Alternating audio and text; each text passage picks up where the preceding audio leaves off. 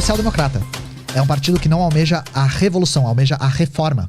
Mas almejava antes e abandonou ou nunca almejou? Nunca almejou, nunca almejou. Só a questão de que a existência de um bloco socialista fazia com que o PT tivesse um discurso mais combativo. Então a gente vê, por exemplo, o Lula na década de 80 falando em socialismo. Falando em socialização dos meios de produção. Só que como? Meios democráticos, ganhando eleições, né? A gente não defende isso. A gente acredita que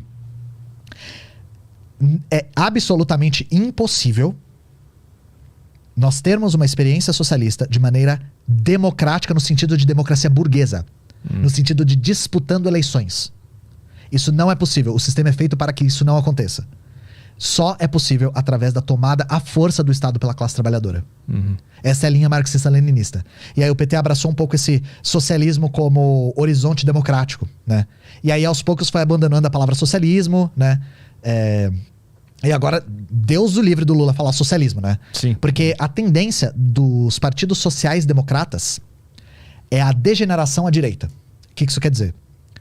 Ao tentar disputar as eleições burguesas, mesmo que um partido tenha suas origens mesmo no marxismo, mesmo numa ideologia combativa, ele é forçado a abrir concessões à direita para conseguir operar. Para se manter no jogo, né? Para se manter no jogo.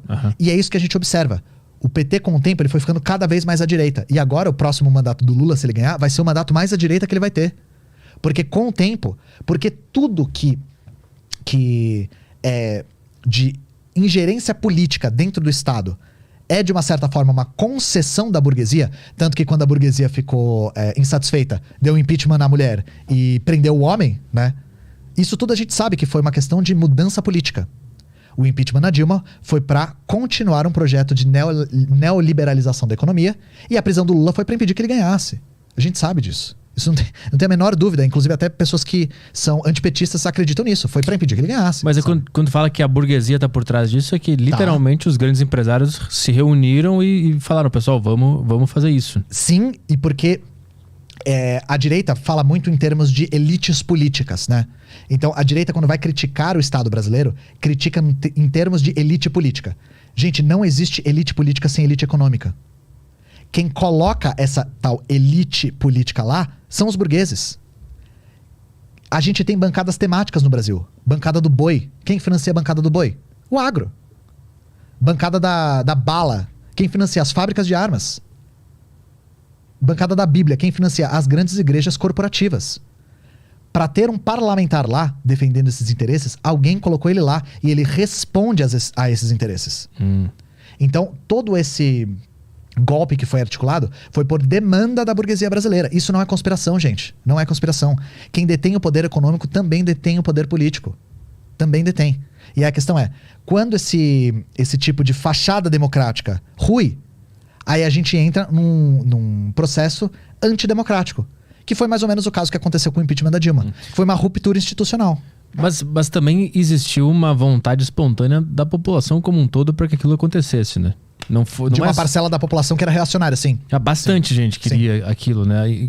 Nada comparável com o movimento de 200 milhões de pessoas que o Brasil tem, né? Mas a questão é, esse respaldo que teve na população para o impeachment da Dilma, por exemplo, se deu muito em decorrência de anos e anos e anos e anos de propaganda antipetista na mídia, né?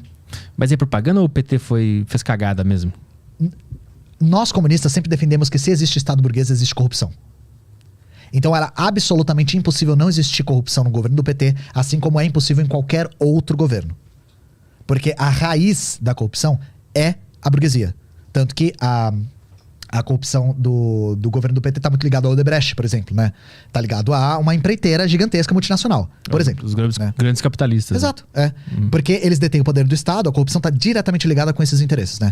Então pra gente é impossível. Só que a questão é, por que houve essa propaganda maciça em direção aos escândalos no Lula e não houve no FHC, por exemplo? Porque são dois pesos e duas medidas. A mídia sempre antagonizou o Lula.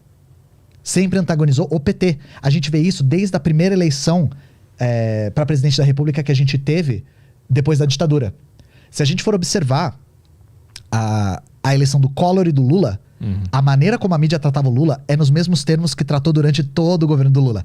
O Lula é um cara analfabeto, incompetente, cachaceiro, radical também.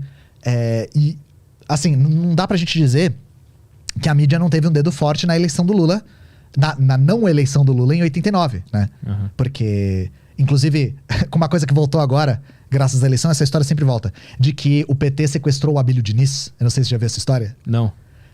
Em 89, nas vésperas da eleição, o Abílio Diniz, que é o dono de todos os supermercados do Brasil, tá? Todos. Ele foi sequestrado. E aí ele foi encontrado num apartamento. E dentro do apartamento encontraram vários materiais de campanha do Lula. Disso pra o Lula sequestrou o Abílio Diniz foi um salto, sabe? E como o Collor e o Lula estavam muito perto nas eleições, na disputa, é possível que isso tenha dado aquela margenzinha pro Collor, junto com a manipulação do debate que rolou, que é muito famosa, né? Sim. Que o debate rolou na televisão e aí a Globo cortou e botou só trechos que o Collor lacrava e o Lula ficava nervoso, gaguejava e tal. Então, esse tipo de coisa vai criando essa imagem na cabeça das pessoas. E não é difícil a gente ver pessoas ainda da própria classe trabalhadora que falam: o Lula é o líder do maior escândalo de corrupção da face do planeta Terra e da galáxia e das outras galáxias, sabe? O que é um exagero sem tamanho, sabe? Mas não foi a maior, tipo, tu falou do FHC e do Lula, né? Que nos dois tiveram corrupção, mas a do Lula não foi uma dimensão muito maior, é por isso que deu tanta repercussão? Não, imagina. Não tem nada a ver com tamanho. Tem a ver com disputa política mesmo. Porque o governo do Lula, de uma certa forma, não fazia tantas concessões aos interesses da burguesia. Era um governo de conciliação de classes, que tinha um movimento popular muito forte por trás.